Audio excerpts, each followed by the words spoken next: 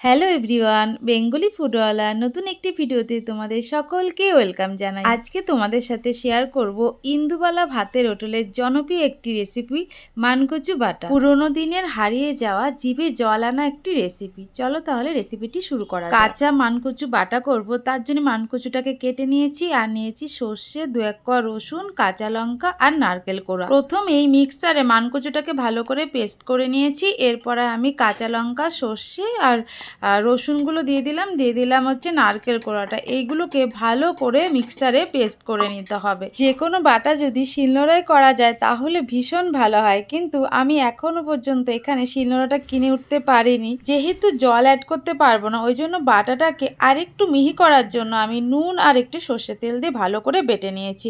আর শেষে অবশ্যই আরও বেশি করে সর্ষের তেল অ্যাড করতে হবে। গরম ভাতের সাথে এই কাঁচা মানকচু বাটা দিয়ে এক থালা ভাত তৃপ্তি সহকারে নিমেষেই শেষ হয়ে যাবে। আমাদের আজকে রেসিপি কেমন লাগলো অবশ্যই কমেন্টে জানিও।